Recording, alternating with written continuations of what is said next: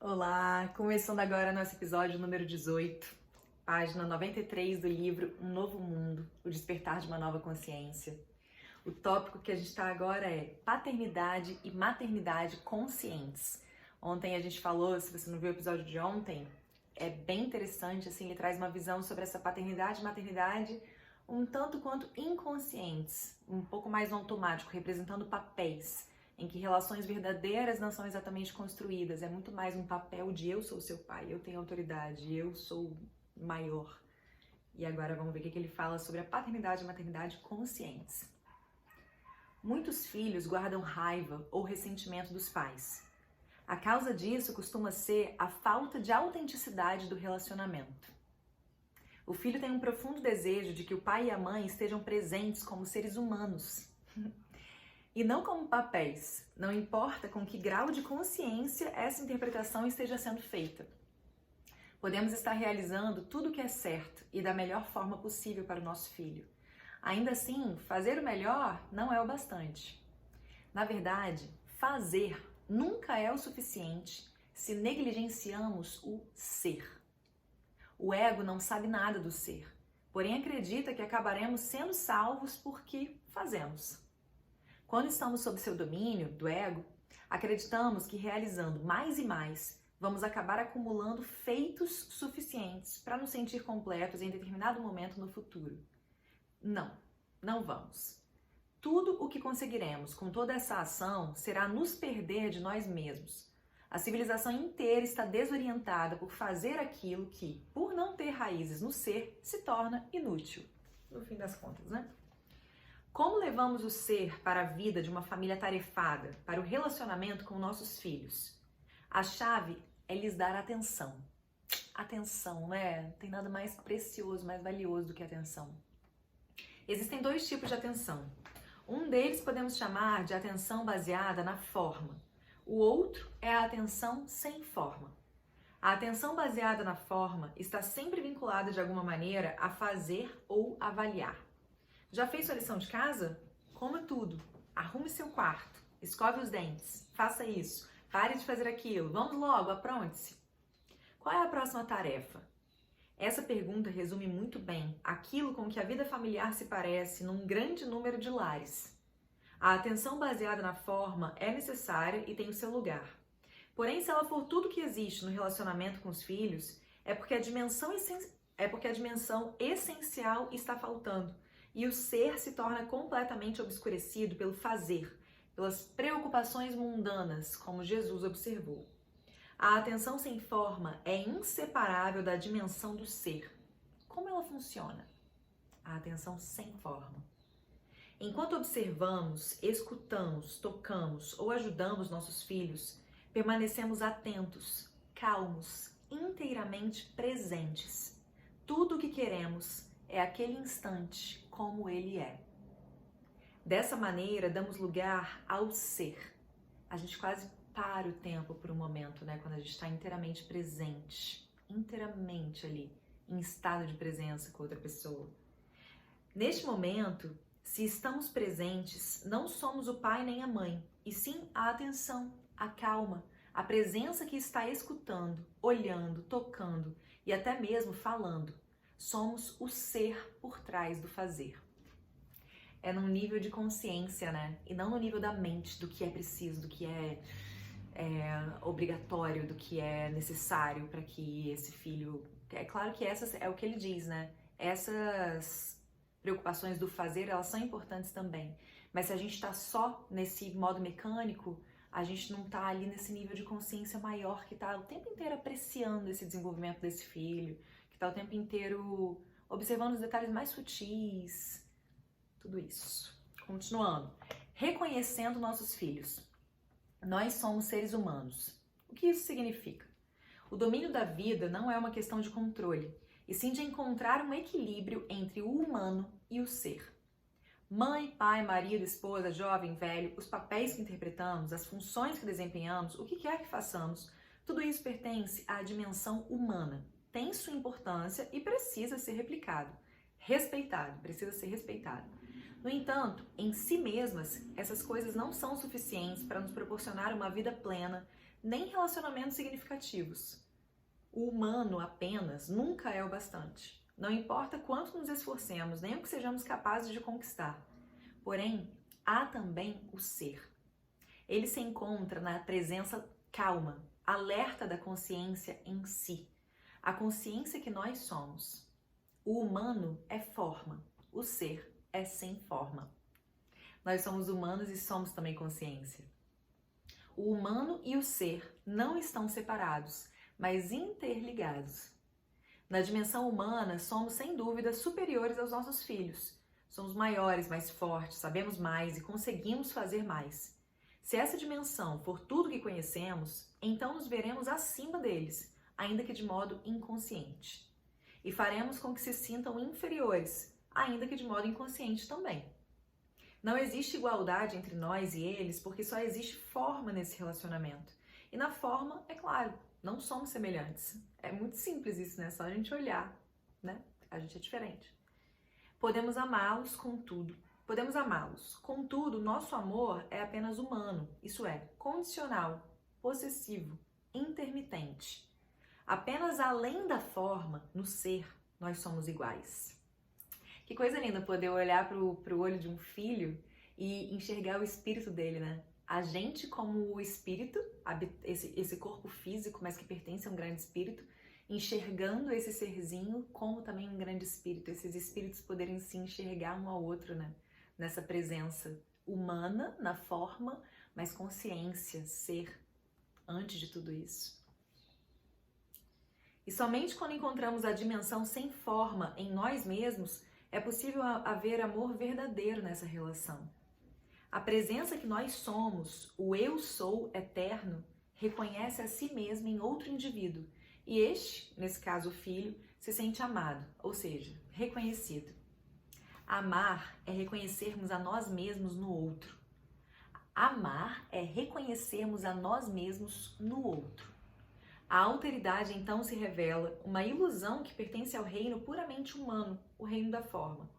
O anseio por amor que existe em toda criança é o anseio por ser reconhecida não no nível da forma, mas no plano do ser. Quando os pais distinguem apenas a dimensão humana das crianças e negligenciam o ser, elas sentem que o relacionamento é insatisfatório, que algo essencial está faltando. Assim poderão acumular dor e algumas vezes até um ressentimento inconsciente em relação aos pais. Por que vocês não me reconhecem? Isso é o que a dor e o ressentimento parecem dizer. Sempre que alguém nos reconhece, isso traz a dimensão do ser mais plenamente para o mundo por meio de nós dois. Esse é o amor que redime o mundo. Tenho falado sobre isso de modo mais específico no que se refere aos filhos, porém essa é uma questão que se aplica a todos os relacionamentos. Diz-se que Deus é amor. No entanto, isso não está certo. Deus é a vida única que está nas incontáveis formas de vida e além delas. O amor implica dualidade, quem ama e quem é amado, sujeito e objeto.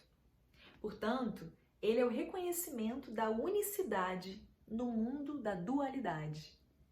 O amor é o reconhecimento da unicidade no mundo da dualidade. Eu te amo, eu reconheço Deus em você, que também está em mim, que é uno, mas eu... Vamos continuar. Portanto, o amor é o reconhecimento da unicidade no mundo da dualidade. Isso é o nascimento de Deus no mundo da forma. Que lindo! O amor torna o mundo menos terreno, menos denso, mais transparente para a dimensão divina, a própria luz da consciência. Desistindo de interpretar papéis. Fazer o que é exigido de nós em qualquer situação, sem que isso se torne um papel com o qual nos identificamos, é uma lição essencial na arte de viver, que todos nós estamos aqui para aprender. Somos mais eficazes... Peraí que eu escrevi alguma coisa. Com verdade, para que a obra artista fortaleça. Era um recadinho que eu tinha escrito no livro para mim mesma. Somos mais eficazes no que quer que façamos quando executamos a ação em benefício dela mesma e não como um meio de proteger e acentuar a identidade do nosso papel. O recadinho que eu escrevi para mim foi assim, é porque eu sou atriz. Aí eu escrevi assim, Interpreto com verdade para que a obra artística se fortaleça, não porque preciso provar que sou boa atriz. A gente fala muito sobre isso, né? O que é você interpretar, atuar com verdade? É você, de fato, entregar tudo que você tem ali por aquela obra, por aquela história que você está contando. Se você interpreta querendo mostrar o quão bom você está totalmente na forma, né? Você está atuando em nome do ego. E é totalmente o contrário do que ele está dizendo aqui. Somos mais eficazes no que quer que façamos quando executamos a ação em benefício dela mesma. E não como um meio de proteger e acentuar a identidade do nosso papel. Eu não vou ser uma boa mãe porque eu quero mostrar que eu sou uma boa mãe.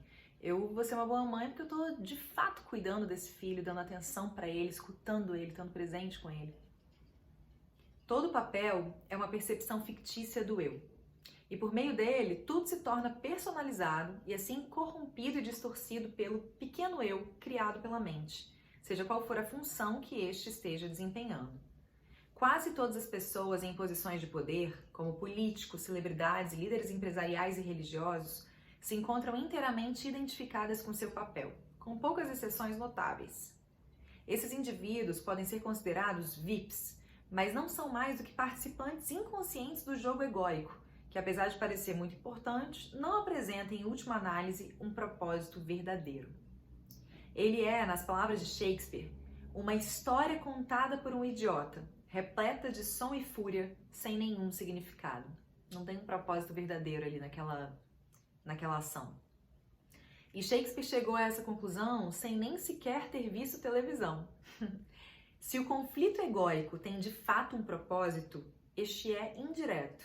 2 pontos. Ele cria cada vez mais sofrimento neste mundo. E o sofrimento, embora produzido em sua maior parte pelo ego, no fim também o destrói. Ele é o fogo no qual o ego se consome. Ele falou disso aqui outro dia, falando sobre o sofrimento. Que o sofrimento, de alguma maneira, ele é produzido pelo ego, mas quando você aceita o sofrimento sem resistir a ele, esse próprio sofrimento destrói o ego.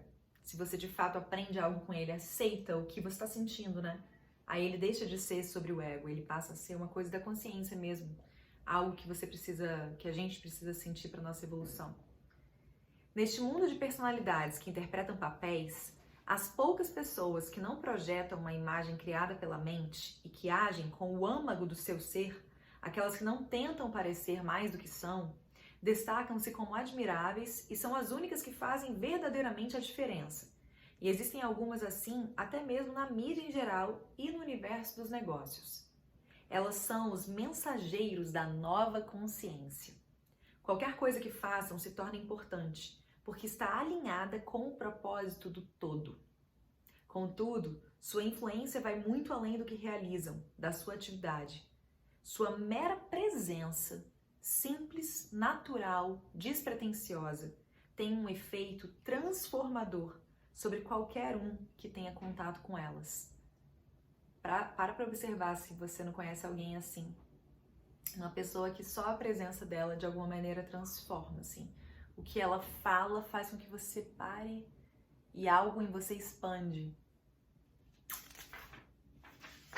Peraí.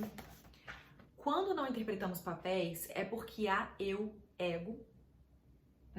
Quando não interpretamos papéis, é porque não há ego, no que estamos fazendo. Não existem intenções ocultas, a proteção ou fortalecimento do eu.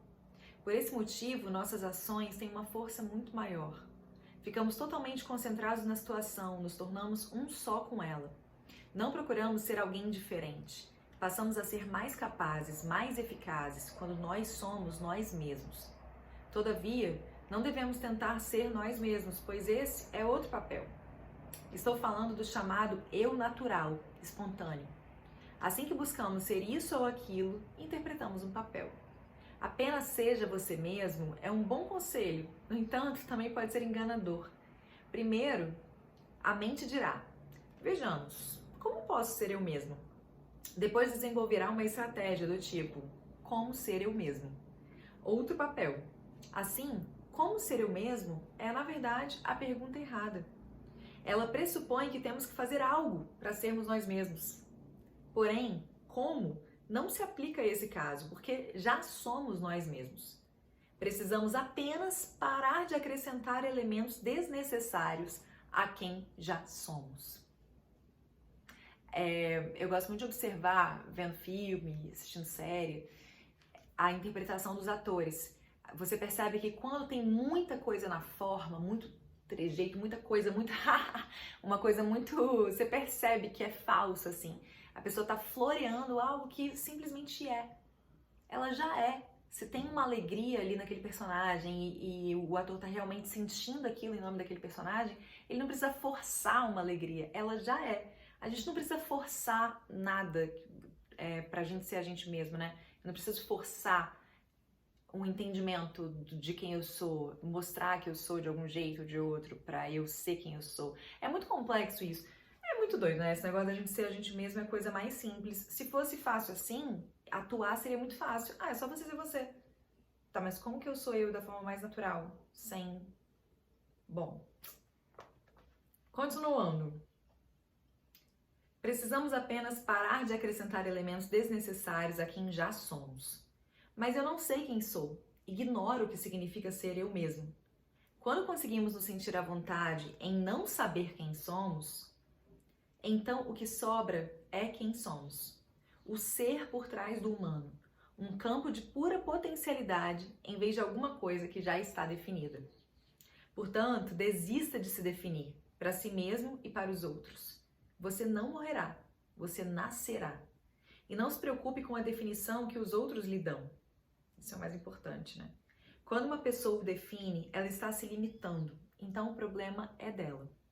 Sempre que estiver interagindo com alguém, não se porte como se você fosse basicamente uma função ou um papel, mas um campo de presença consciente. Por que o ego interpreta papéis? Por causa de um pressuposto não questionado, um erro fundamental, um pensamento inconsciente que é: não sou o bastante. E a esse pensamento se seguem outros como: tenho que interpretar um papel para conseguir o que é necessário para me completar. Preciso obter mais para ser mais. No entanto, não podemos ser mais do que somos, porque por baixo da superfície da nossa forma física e psicológica, somos um só com a vida em si mesma, com o ser. Na forma, somos e seremos sempre inferiores a algumas pessoas e superiores a outras. Na essência, não somos inferiores nem superiores a ninguém. A verdadeira autoestima e a autêntica humildade surgem dessa compreensão. Aos olhos do ego, a autoestima e a humildade são contraditórias. Na verdade, elas são uma só coisa e a mesma. Vou repetir. Aos olhos do ego, a autoestima e a humildade são contraditórias. Na verdade, elas são uma só coisa e a mesma. Obrigada pela companhia. Até amanhã.